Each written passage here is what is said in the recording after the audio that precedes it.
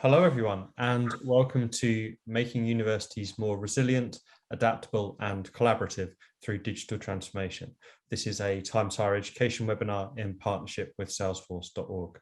My name is Alistair Lawrence. I'm the Special Projects Editor at THE, and I'll be chairing today's discussion. I'm delighted to be joined by a panel of experts who are Ignacio Cobiza, who is Senior Research Analysis at International Data Corporation, or IDC, Narcis Vidal-Borel, who is Head of Digital and CRM at Institut Químic de Sarriá, or IQS, and also George Alaco-Vaquero, who is Product Marketing Manager at Salesforce. There will be an opportunity to put questions to Ignacio and Narcis during the final 5 or 10 minutes of the discussion that we've got scheduled today. So please feel free to write any questions that you have in the box in Zoom, and we'll answer as many as possible before the end. As digital and hybrid delivery becomes the norm for higher education, universities must transform not only their pedagogy, but also their infrastructure and their culture.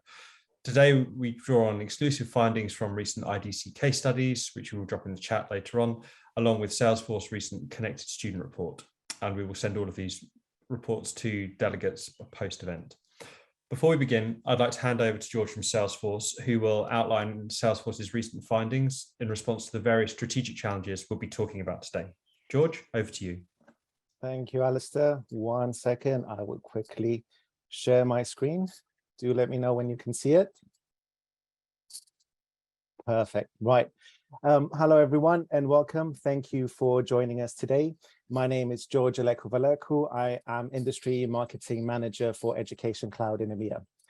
We're really looking forward to today's discussion, and we're thrilled to be joined by our expert panelists to discuss the findings of the IDC white paper in a few minutes.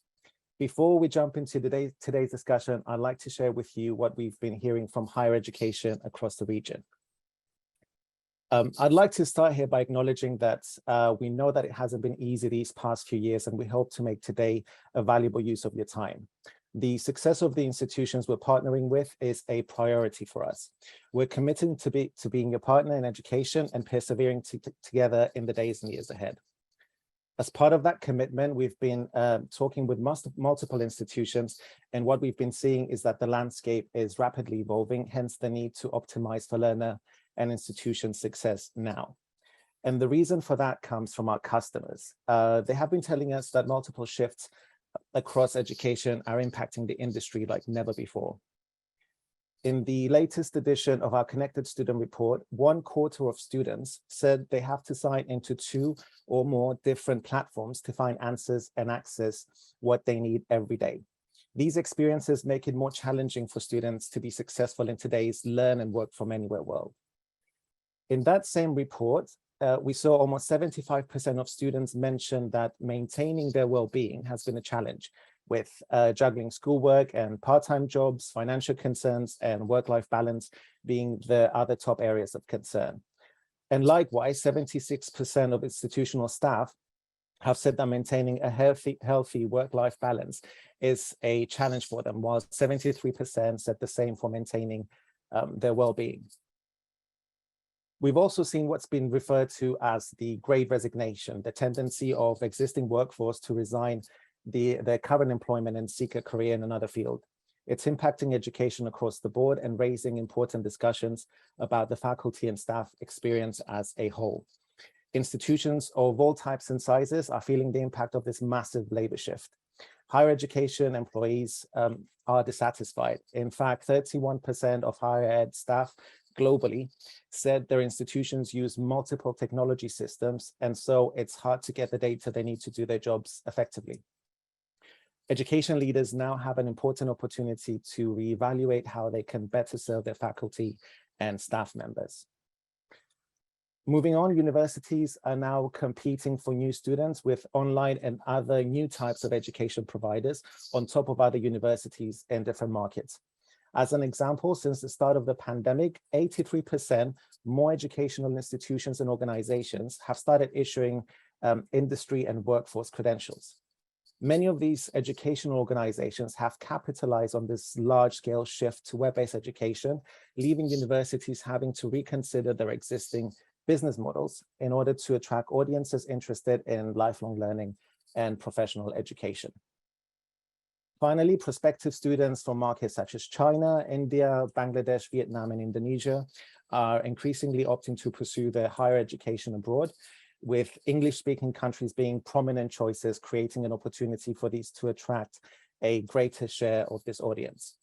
It is estimated that approximately 2.5 to 3 million international students out of a 5 million total are choosing to study abroad in the US, Canada, UK, and Australia. The top non-English speaking destination countries are China, France, and Germany. All of these shifts are impacting learner and institution success like never before. The ways in which universities evolve to support the success of learners, students, faculty, and staff from anywhere will be incredibly important moving forward. Our higher education trailblazers are emerging with new goals, new programs, and more. Trailblazers like the ones you see on the right have recognized that their capacity for change and innovation and their ability to adapt quickly is determined by the strength of the technology they choose to invest in.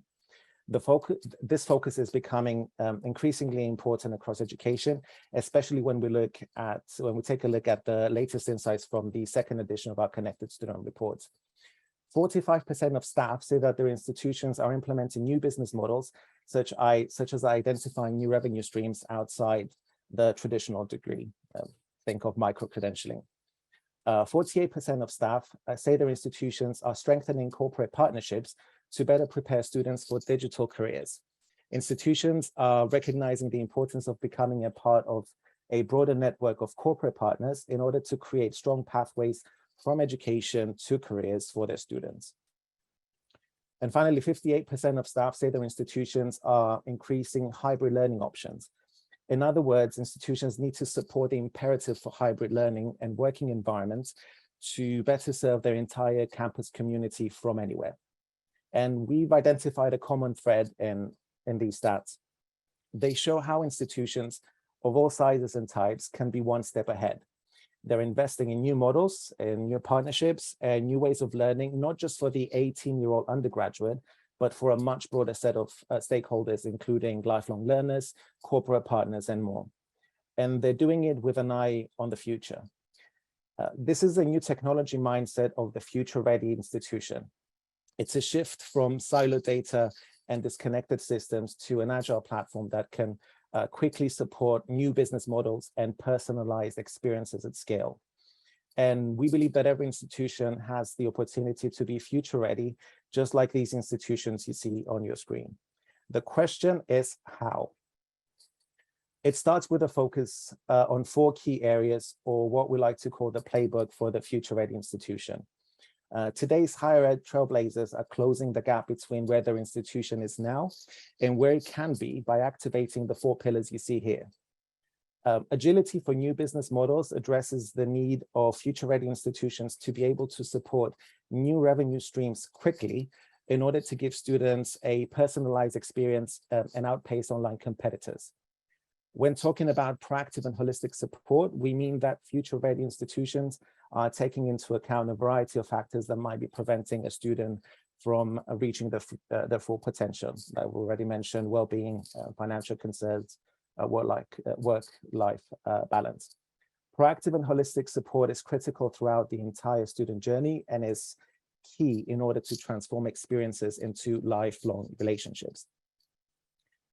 Real-time collaboration networks help to address the imperative of learning and working from anywhere. In order to support the needs of students, faculty, staff, and external partners, collaboration must be easy, it must be asynchronous, and it must be accessible to all.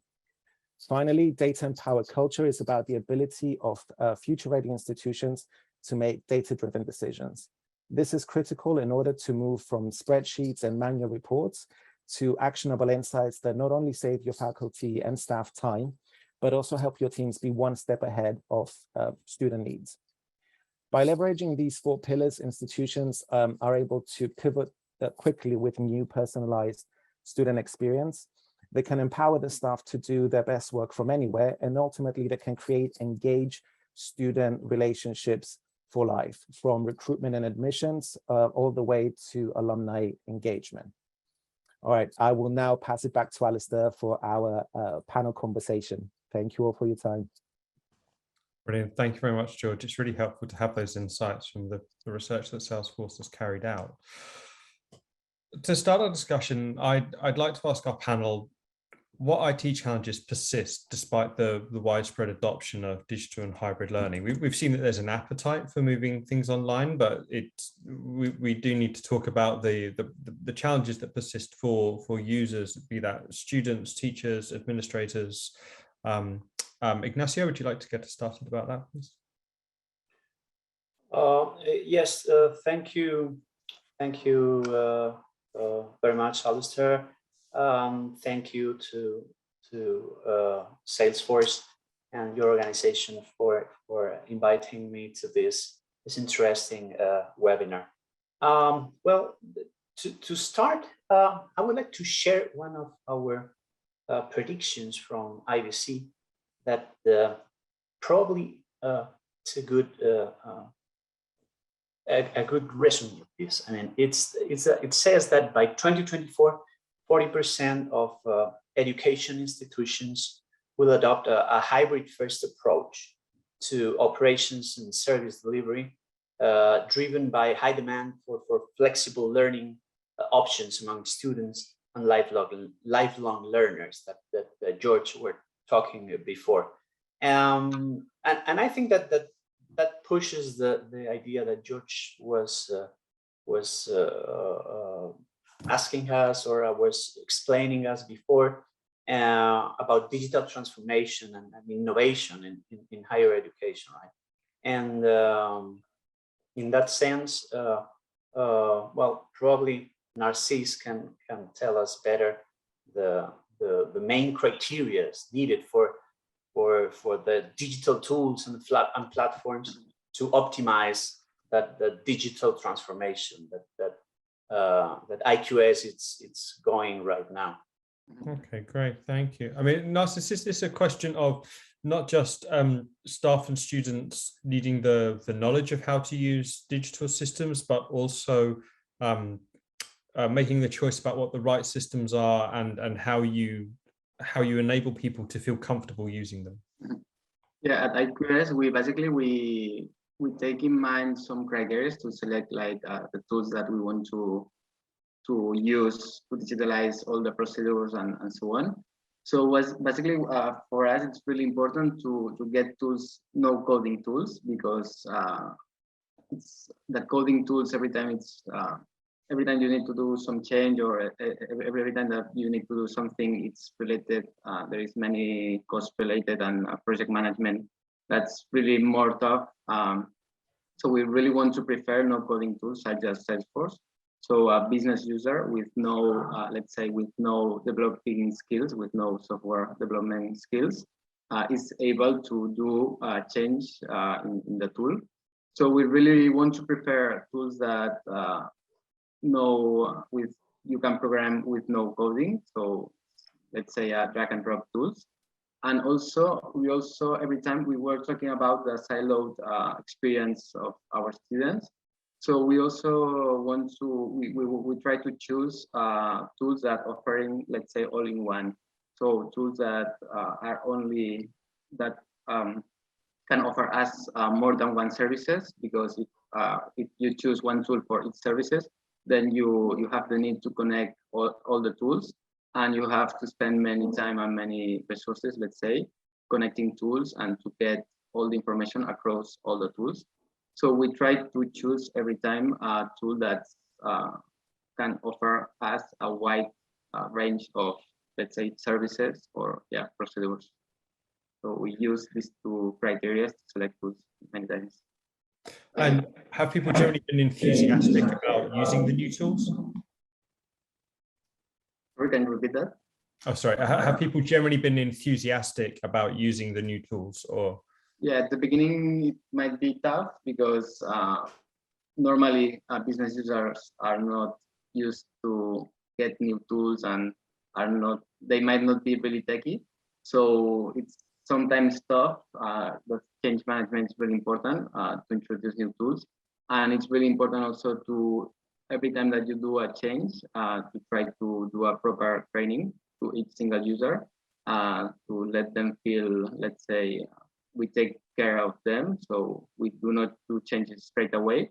So first we try to listen each single business user, and then we proceed to do the change. And following that, we do some proper training. So at the beginning, they might not be enthusiastic because they have to learn about the new tool and they have to change the way they do the things. But at the end, if the tool is if the tool you can get some efficiency, at the end the final user will be enthusiastic after some learning. So yeah, for sure in the midterm it will be enthusiastic. Okay, thank you. Ignacio, from IDC's findings, is change management as big a challenge as changing the tools that people are you being asked to use to do their jobs and to study? Yes, well, one of the, as Narcís was saying, the change management efforts or the cultural changes that the organization has to go through when something it's disrupting or we are leading that digital transformation and affects our day-by-day basis in our workspace. Those cultural aspects are really important and probably the more difficult ones. I mean, they are when from IDC, when we tackle the future of work, we talk about three different dimensions. The first one, it's that culture. That's probably the most important part. The other one is related with the space, and the space can be inside the university, or it can be the network that helps you to connect in this hybrid model that we are living now.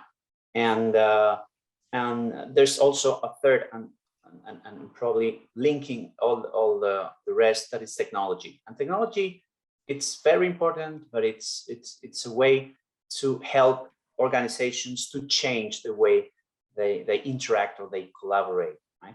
And the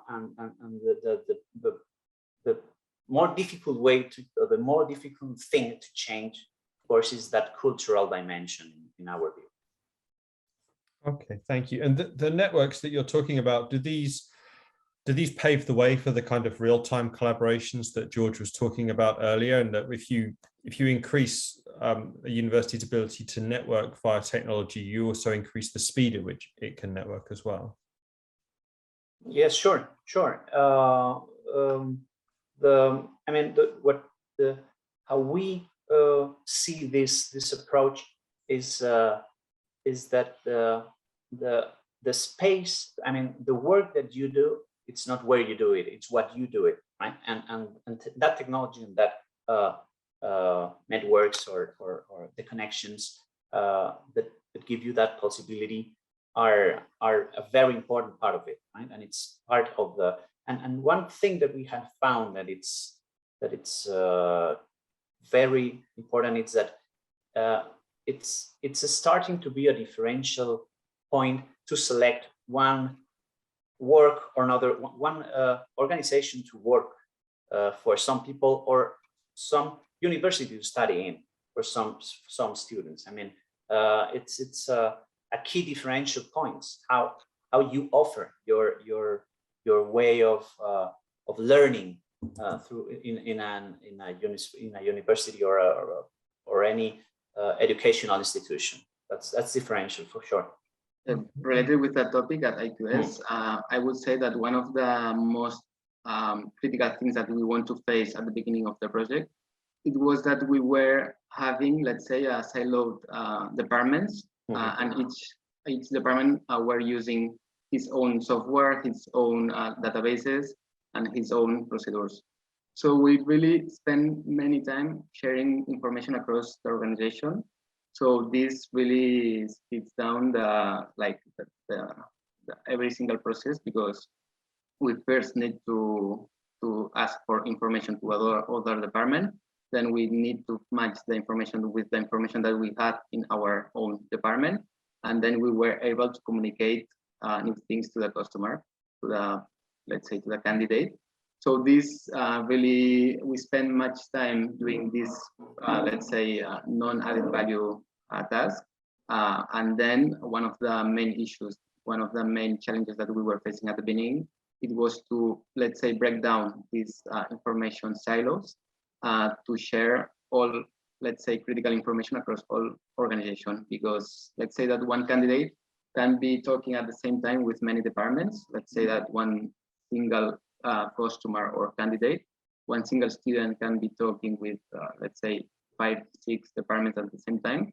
So it's really important for each single department to know at which specific point is that specific student, to address him with, let's say, useful information, and to really deeply know that student without asking him, because we already have this information, but it's only a matter of sharing that information across all organizations. So we build the CRM and we share all the information, maybe not all the information, but I would say most of the information of every single department across all departments in the institution, across, let's say, admissions, marketing department, careers, and the international students department, and many more.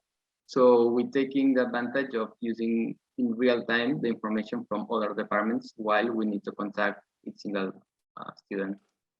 Related, sorry, Alistair, but related with what Narcís was talking about, and how user-centered design for new systems are important, and to put the student on the center. Something that we are, that's something that's a trend that we are following or seeking at the IDC. And one of our predictions says that to improve that student outcomes, we predict that by 2025, 20% of education institutions will use analytic platforms that enable that 360 view of students. And it includes risk, success factors, and via integrated student data across all the back office functions of the universities or any educational institutions. So really important, yeah. That's for sure. That user-centered view, right? Okay, thank you both. Lastly, so I wanted to ask, when we talk about network expansion to perhaps outside of the university, what is the criteria that IQS sets when it is looking to partner with someone else to form a new network using digital tools? A new network related with an industry, specific industry? Yeah, any of the sort of perhaps the new business opportunities that George spoke about, or perhaps the teaching and learning delivery, or the lifelong learning. I mean, anything that you think is most relevant here.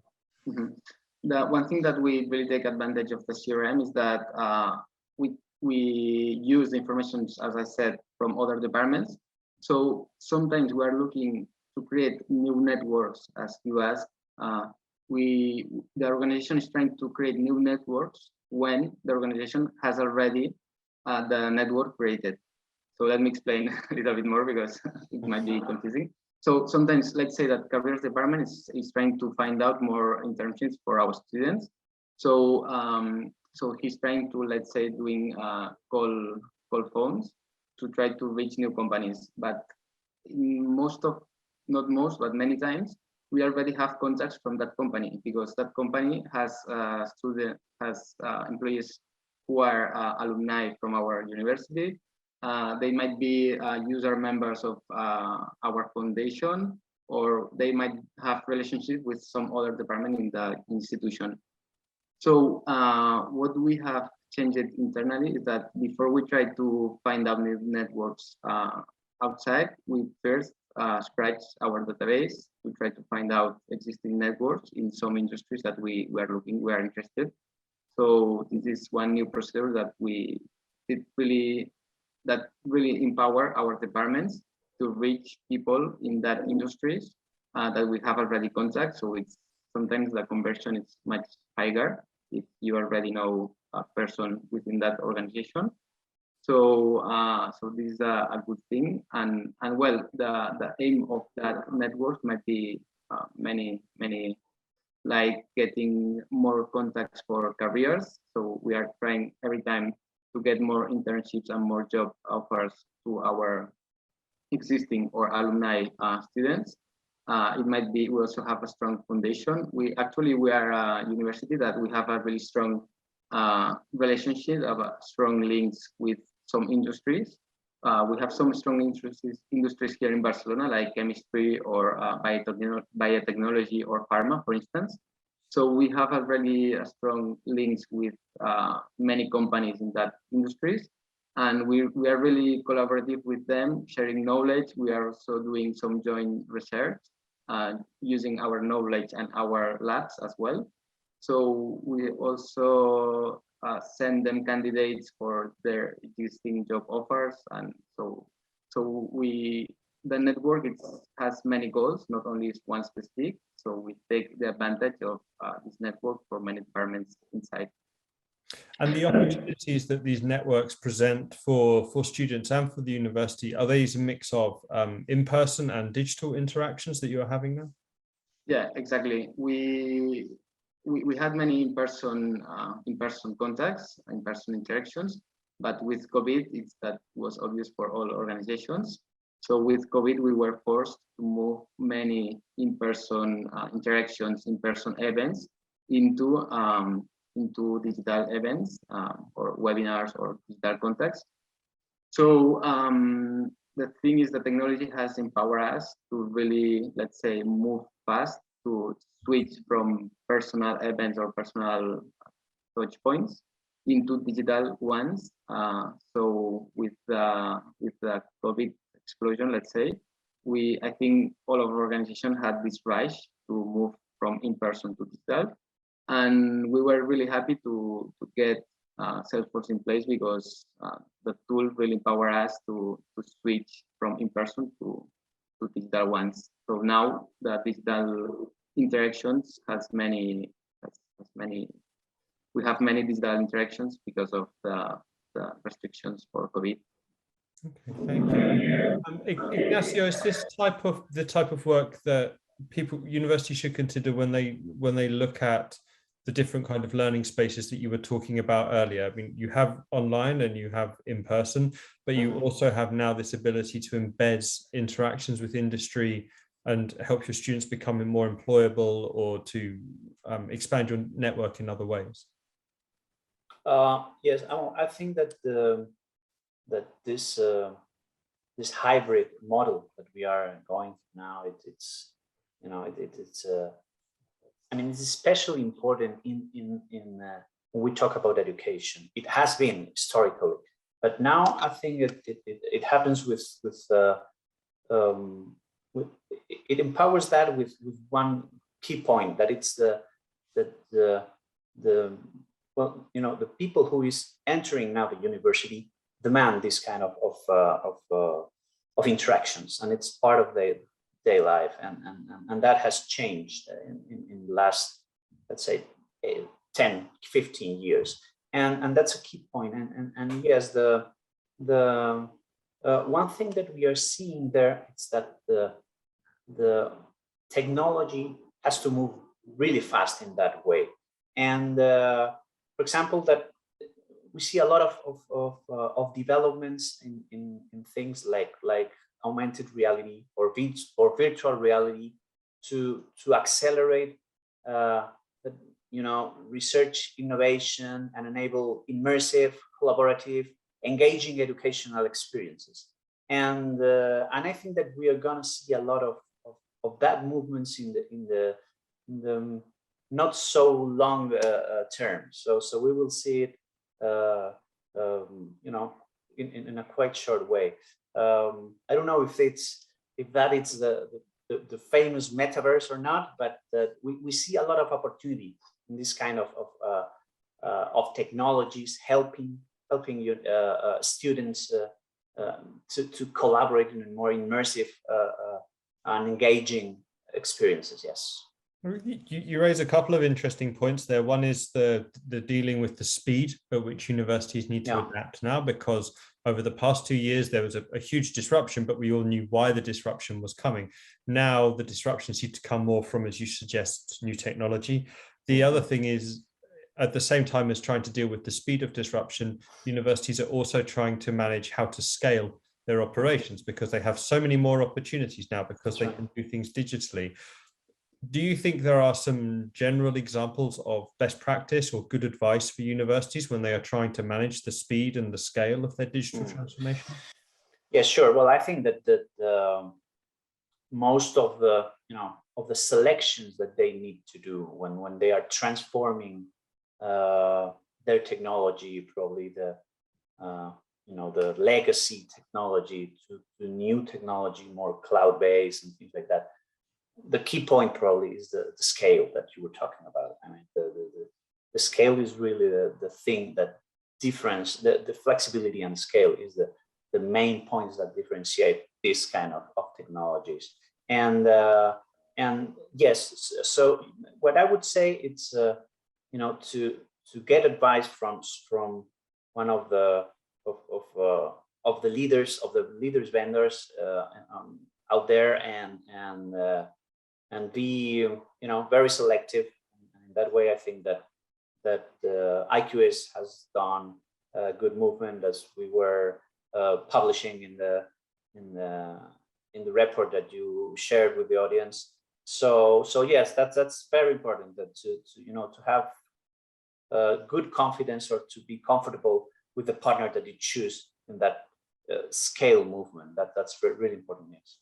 Okay, thank you. And just out of interest, Narcis, what was the time scale for you transforming the way that you worked when you were changing your networks, and how did you avoid people having almost too many options and not knowing what to do?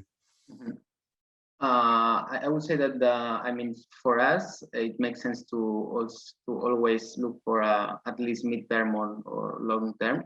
So to get quick wins, but also take in mind which is the long-term goal. To keep in mind always the, let's say, the big goal, the big frame that you are let's say pursuing. So for us, it's always important to keep in mind which is the final goal that you are looking for. So and also related with the thing that we were talking about, the thing of scale up. For us, when I will summarize that for us, the key word to scale up is easy to use. So if you are able, if your IT department, or if your person in charge of CRM is able to develop easy to use community, easy to use procedures in your business for your final business users, not only for your internal but also for your external users. This application will scale up easily because it's easy to use. So for us, we always work around this work. So we always try to develop new applications to empower final users, to increase the networks. But these applications need to be easy to use. But because if not, they wouldn't use it as we ask for. So. Nice. In that way, sorry, Alistair, that's something that Narcis is saying, that those applications has to fit the needs of the people, and because there's something that it's right now very, very important, is that digital fatigue, right? That somehow we have suffered the prolonged remote learning, working, whatever. So the experiences that we are offering to students, to workers, should be optimized and should avoid that digital fatigue. That we're getting more experience, and we don't want to lose any time in that digital interactions, and that's something that it's critical, to develop digital content and pedagogy, right, for improved learning experience. That's really interesting. Yes. Absolutely. I think it's something that we hear a lot at THU when we speak to senior teaching and learning staff. Is just the way of the pedagogy is changing as a result of all of the digital tools that people have access to now. And there will be a period of trial and error, but within that, it's very important to keep a dialogue open with your teaching staff and also with your students, so you can start to understand what truly personalized learning looks like, because the delivery will be different for different types of subject and also different types of student. We've got about 5 or 10 minutes left. So if anyone in the audience does have any questions for Narciso or Ignacio, please drop them into the chat box and we'll put them to the panel before the end. Jess, before we wrap up, one thing we did want to ask about was the use of data around digital transformation, because while it's wonderful having lots of new tools that enable you to work in new ways and expand and diversify your networks, you're also massively increasing the number of stakeholders that you have and the amount of sensitive data that you handle as a result of that. A lot of people have concerns around data privacy and also security. So Ignacio, perhaps I'd come to you first. If you could perhaps tell us sort of the big picture in terms of what IDC have found in terms of, you know, how universities should be gathering data transparently and securely, and with whom they should be sharing that information with. Sure, that's a big issue, right? Alistair. And well, what we are seeing from the industry is that you know, in the old days, the IT people should be more used to say, well, I'm not going to put this data on cloud. I'm not going to share this data with any partner, or this data cannot get out from my premises. I cannot get out of and cannot be accessed by any partner to improve or to make a better use of that data. And I think that's gone with that. That's something from the past. I mean, we have learned that you have to be really careful with the data of your customers, of your students, university, whatever. But the cloud doesn't means to be more insecure, and it's, you know, it depends on most of the time more on things related with regulation and inside policies than security itself. You know, we found that more CIOs are getting more comfortable with their data being shared in an ecosystem, properly secured and helped by partners that are leaders in that aspects, right? So yes, there's that. But in the other hand, that's a lot of interest of students in what institutions are doing with their data, and that's something that we have to be aware. And I'm sure that it's one of the key institutions things with about every day. What are they doing with their students' data, for sure. Narcis, I guess that you agree with that part. I totally agree with you, Ignacio. Actually, I had some internal meetings, some internal discussions about this topic. And here my point of view is that it's similar to yours, because actually I will rely further in a external big company who is really taking care of security things instead of keep some information internally. I would rely more externally than internally, because also companies are receiving phishing attacks, are receiving many attacks. And I think that the security systems that we as a university can build for our systems, it's far away from, so in terms of security, it's far away from the security systems that can build at big companies, such as that companies offering these services on cloud. So I would really prefer to keep some information on cloud, actually, externally instead of keeping internally. And how have your conversations with your CIO and your senior IT staff changed when you talk about how to manage data securely? Yeah, we have many data internally at our university. So, and we are more and more externalizing some information. So I want to push further. I mean, I want to push faster and further the information that we keep internally to put in some external providers instead of keeping internally. So we are moving from internal to external gathering of information. So I'm pushing that topic, and I think we all agree. But in terms of the speed, I will push it harder, I would say, because yeah, I think that we are more on risk to keep some things internal instead of put information externally. And what's the secret to keeping your students happy? Is it, do they want reassurances about data privacy and that they're only sharing what they have to and that it's being stored securely? Mm-hmm. Yeah, actually, I think that, I mean, we have no complaints about this topic, actually, as far as I know. So we have no complaints, and I think that's completely logic that, yeah, the security service that you can provide internally is weaker, it's more weak than the external providers. So I think if you refer to that thing, it's completely logic. So I think that it makes no way to complain about that. So yeah. Is there, that's good news. Is there, when you're talking about expanding your network and working with external bodies, either in industry or other universities, is that perhaps the most complex challenge because they will have their practices around data security and you will have yours, and you have to find a shared policy that works for everyone? Yeah, you have to match the policies of each single each single partner that you want to build a relationship with. So yeah, it's a matter to be transparent and to share your practices.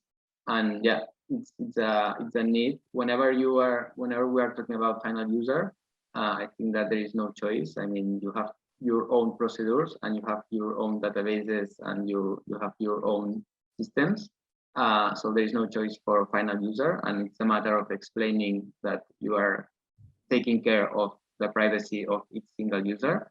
About the partners that you want to meet, yeah, it's a matter of try to match both requirements. So you have sometimes to modify few things. So the more we are interested to get this company or this partner as a partner in your network, the more changes you are allowed to. Okay. Always a compromise, yes. We have one question from the audience, which is actually a question from an African audience member who said, we have many challenges in Africa with digital transformation. Where would you say should we focus our investments? Ignacio, can come to you first. Yeah, well, I guess that in general, I would say to Ian that it's the first thing, the first layer, the first platform that you need to build from, it's infrastructure. I mean, digital infrastructure is the first step that you need. One, that you have that basic digital infrastructure, and I think that in some of African countries, they are improving a lot in that digital infrastructure. You have the services, you have the need, and you have the people sometimes demanding that digital services, and even faster than the infrastructure available. So yes, I would suggest that part. I don't know if it's what I know that sometimes it's not in the hand of a company, but they should push in that way, in my opinion. Okay, thank you. Narcis, what has been the most effective investment you think your institution has made in digital transformation? In this recent years, I would say that to set a proper database, common database, a CRM, and to break down the information silos across departments. So we open up all the information for all departments, and this information is we are taking advantage of using these informations in real time. Directly from to take the information from our departments to make our own own procedures and decisions and communications. So I would say this is one of the most effective investments at our university at IQS. Okay, so the CRM platform to advance the technology, and then the cultural change is the breaking down the silos, and these two things go together. Yeah, exactly. Yeah. And this actually we were really happy because we were in a good place, in a good position when the COVID crisis break, because we were really efficient and really fast, as I said before, to switch, let's say, in person and to change all the flows, communications, procedures. So we were really effective to manage the changes that the situation needs. Excellent. Okay. Well, I think that brings us to the end. So I'd like to thank both Narcis and Ignacio for joining us and for sharing their insights, and also for everyone in the audience for being here too. We've had just over 100 people, so it's great to have so much engagement. Thank you also to George and our colleagues in Salesforce for partnering us for this event. And just to recap, everyone who's registered for this event will receive the full on-demand version of the webinar, which will be hosted on the THE Campus website, along with a summary article of our discussion's key findings today. And we will also reshare the IDC case studies and also the Salesforce Connected Student Report. So thank you all for taking part, and hopefully we will see you again at future events. Narcis, Ignacio, George, thank you very much for forming our panel today, and we hope to see you soon. Thank you and goodbye.